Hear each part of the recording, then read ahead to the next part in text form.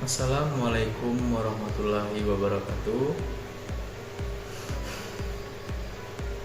Salam, Om Swastiastu, Namo Buddhaya, Salam Kebajikan.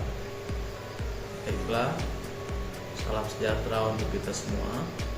Perkenalkan, nama saya Miko Andriansa, mahasiswa dari program studi ilmu hukum Fakultas Hukum Universitas Bengkulu dengan NPM B1A 021213. Baiklah, pada kesempatan kali ini saya akan mempresentasikan materi yang berjudul Hukum dan Teknologi dalam Transaksi Elektronik, yang mana bisa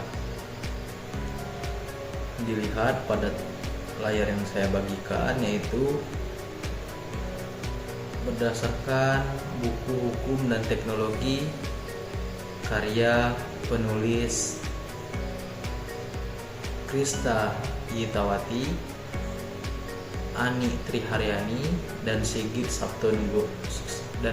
Sabtonugroho, yang mana materi ini sangat relevan dengan perkembangan zaman, khususnya dalam perkembangan zaman terkait kemajuan teknologi digital yang semakin lama semakin pesat berkembangnya, dan juga berkembang dan mempengaruhi juga dalam ranah dunia hukum, terutama dalam transaksi elektronik atau e-commerce. Baiklah, kita langsung masuk ke pembahasan yang pertama, yaitu latar belakang. Yaitu ada 3: perkembangan teknologi digital, tantangan baru, dan pentingnya regulasi. Karena dalam beberapa dekade terakhir kita melihat bagaimana teknologi informasi telah mengubah cara kita berinteraksi, bekerja, dan melakukan transaksi. Di era digital saat ini, kegiatan jual beli tidak hanya dilakukan secara konvensional atau melalui toko fisik, tetapi telah bergeser ke platform digital, yang mana itu menjadi tantangan baru karena munculnya berbagai masalah, termasuk berbagai masalah hukum seperti penipuan online dan pelanggaran data pribadi. Karena adanya pengaruh ini, itu mempengaruhi perkembangan ini juga membawa berbagai soal hukum baru, seperti maraknya penipuan online, pelanggaran data pribadi, dan kurangnya perlindungan hukum terhadap konsumen. Karena dari berbagai kasus yang terjadi akibat teknologi informasi ini, teknologi digital atau e-commerce, itu yang rentan menjadi korban itu ialah konsumen. Karena yang pertama, seperti kurangnya pemahaman dan pengetahuan terkait dunia transaksi elektronik ini. Maka hal inilah yang menjadi alasan mengapa hukum itu harus adaptif dan mampu menjawab tantangan era digital. Maksudnya adaptif di sini yaitu harus adaptasi sesuai dengan perkembangan zaman. Kemudian yaitu tujuan buku, yang mana di dalam buku yang ditulis ini itu ada 3 tujuan. Yang pertama untuk memberi pemahaman, yang mana dengan memberi pemahaman terkait legalitas transaksi elektronik. Yang kedua, menjawab tantangan hukum, karena fokus pada perlindungan konsumen, karena konsumen yang rentan menjadi korban dari teknologi elektronik ini. Dan yang ketiga adalah relevansi dalam praktik, yaitu menyajikan solusi dan panduan yang relevan dengan kebutuhan hukum di era digital. Sehingga maka ditulislah buku ini ya untuk memberi pemahaman hukum kepada masyarakat. Apakah kontrak digital itu sah secara hukum? Bagaimana ketika adanya suatu kasus itu hak konsumen dilindungi atau tidak saat belanja melalui media elektronik? Dan yang ketiga, apa saja kewajiban bagi pelaku usaha dalam transaksi digital, karena transaksi itu dilakukan secara elektronik, tidak melalui kontak fisik bertemu secara langsung. Sehingga buku ini menjadi jembatan antara teori hukum dan praktik dunia digital yang terus berkembang pesat seperti yang kita rasakan pada saat ini. Kemudian materi selanjutnya ialah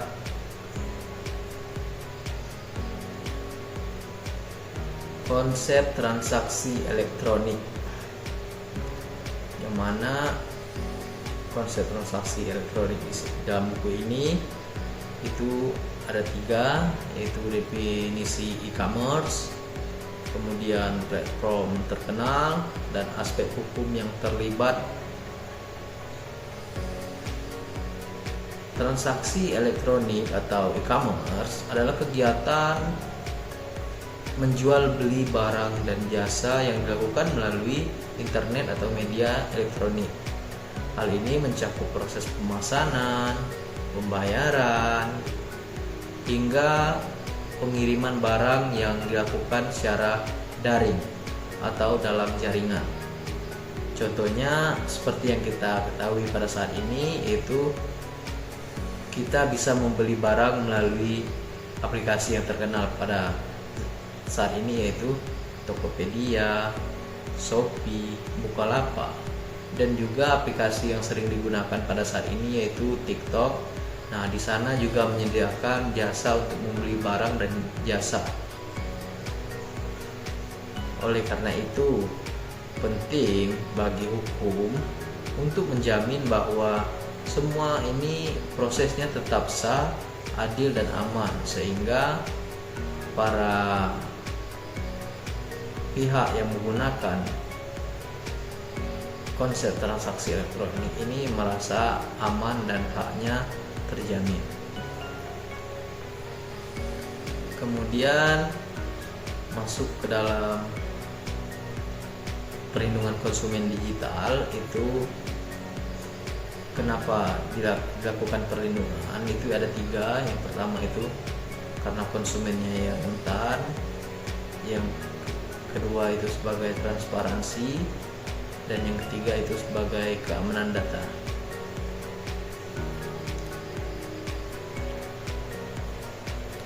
Karena banyak kasus yang menunjukkan bahwa konsumen banyak dirugikan oleh penjual tergolong nakal,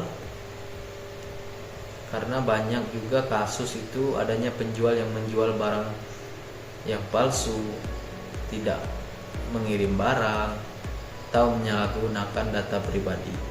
Oleh karena itu, dalam buku ini ditulis bahwasanya hukum itu harus hadir untuk melindungi konsumen dari praktik yang tidak etis dan memastikan keadilan dalam transaksi digital, agar dari pihak konsumen dan juga sebagai dari pihak pelaku usaha itu menjalankan atau memanfaatkan media elektronik ini dengan aman dan damai.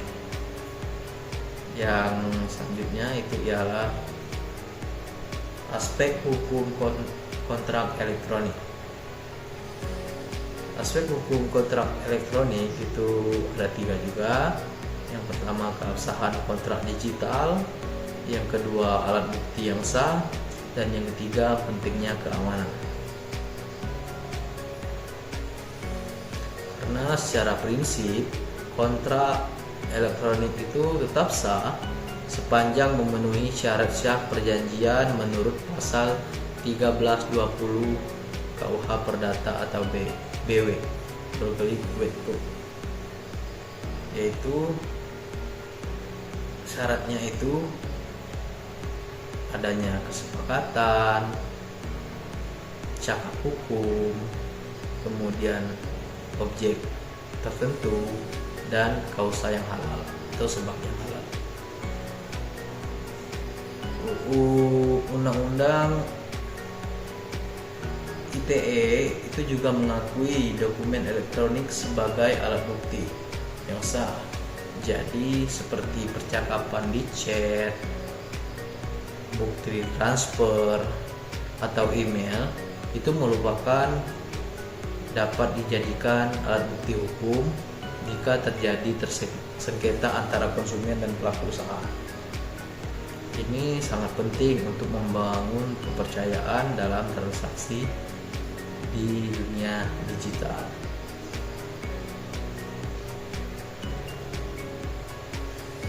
Kemudian masuk dalam pembahasan selanjutnya, yaitu Undang-Undang ITE dan Transaksi Digital.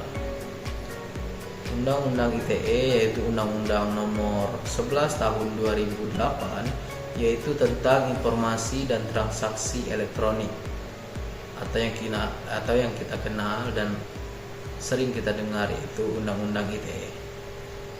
Itu merupakan menjadi dasar utama regulasi dunia digital di Indonesia, yang mana dalam Undang-Undang Nomor 11 Tahun 2008 ini beberapa pasal yang penting, yaitu antara lain itu pada pasal 5, kemudian pasal 9, kemudian pasal 28 ayat 1. Yang mana pada pasal 5 yaitu yang berbunyi dokumen elektronik dianggap sah dan diakui sebagai alat bukti hukum. Yang kemudian pasal 9 yaitu berbunyi mengatur yang bunyinya pelaku usaha diwajibkan memberikan informasi yang jujur dan tidak menyesatkan kepada konsumen. Nah, di sini mengatur kewajiban pelaku usaha dalam memberikan informasi yang jujur dan transparan. Kemudian pada pasal 28 ayat 1 yaitu melarang penyebaran informasi palsu yang merugikan pihak lain, termasuk yang rentan dirugikan dalam hal ini yaitu dari pihak konsumen, seperti melarang menyebarkan informasi privasi terkait konsumen, karena konsumen ketika memesan barang itu kadang juga harus melampirkan data pribadinya, tapi para konsumen yang kurang pengetahuan itu tidak mengetahui bahwasanya data pribadinya itu terkadang juga ada yang menggunakan untuk hal-hal yang merugikan konsumen. Sehingga undang-undang ITE ini harus terus diperbaharui agar tetap relevan sesuai dengan perkembangan teknologi yang berkembang secara pesat hingga saat ini. Kemudian tanggung jawab pelaku usaha. Nah, tanggung jawab pelaku usaha di sini itu harus ada dalam buku ini, itu melampirkan bahwasanya tanggung jawabnya itu antara lain: 1. Kewajiban memberikan informasi. Yang kedua, tanggung jawab atas produk dan jasa yang ditawarkan. Dan yang 3, sarana pengaduan. Nah, karena dalam transaksi elektronik seperti yang saya jelaskan tadi, yang mana yang rentan tertipu atau dirugikan itu adalah pihak konsumen, sehingga pelaku usaha wajib memberikan informasi yang benar, jelas, dan tidak menyesatkan. Mereka juga harus bertanggung jawab apabila barang atau jasa yang mereka tawarkan itu tidak sesuai, rusak, atau tidak dikirim. Selain itu, pelaku usaha juga wajib menyediakan layanan pengaduan dalam proses penyelesaian sengketa yang adil. yang mana prinsip keadilan dan tanggung jawab ini penting untuk menjaga kepercayaan konsumen terhadap transaksi digital, sehingga baik dari pihak konsumen pelaku usaha itu ketika melakukan transaksi dalam dunia perkembangan teknologi ini itu aman dan damai, sehingga tidak dirugikan dari salah satu pihak saja, begitu.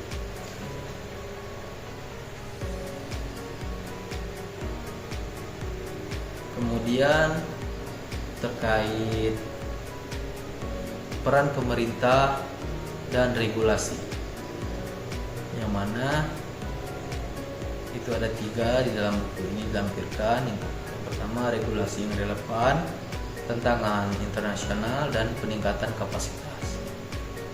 Karena pemerintah berperan sebagai pembuat regulasi, sebagai pengawas, sebagai penegak hukum dalam dunia digital. Namun, tantangan yang dihadapi ini tidak mudah karena perkembangan teknologi ini sangat pesat dan cepat, sehingga dengan perkembangan ini hukum juga harus mengejar kecepatan inovasi teknologi ini. Misalnya contoh kasusnya itu terkait dalam kasus lintas negara. Nah, di sini kan beda negara, jadi hukum juga harus mengejar kecepatan ketika transaksi ini dilakukan antara beda negara. Seperti banyak penjual dan pembeli berada di negara yang berbeda, sehingga dibutuhkan kerjasama internasional dan harmonisasi hukum agar pelindungan tetap bisa ditegakkan. Karena juga ketika kita melakukan kerjasama atau membeli barang di beda negara, yaitu harus juga dinilai bagaimana terkait barang yang ditawarkan atau jasa yang ditawarkan. Kemudian kesimpulan atau penutup, bisa kita tarik kesimpulan bahwasanya dari pemaparan di atas itu dapat disimpulkan bahwa hukum dan teknologi adalah 2 aspek yang tidak bisa dipisahkan dalam era digital.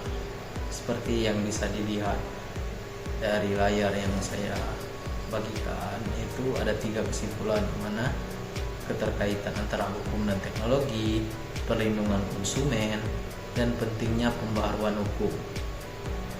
Karena dalam era digital tentunya hukum harus mampu mengikuti perkembangan teknologi agar dapat memberikan perlindungan bagi para konsumen yang optimal bagi semua pihak, terutama konsumen, karena konsumen di sini yang rentan menjadi korban dari efek transaksi elektronik di perkembangan teknologi yang sangat pesat saat ini.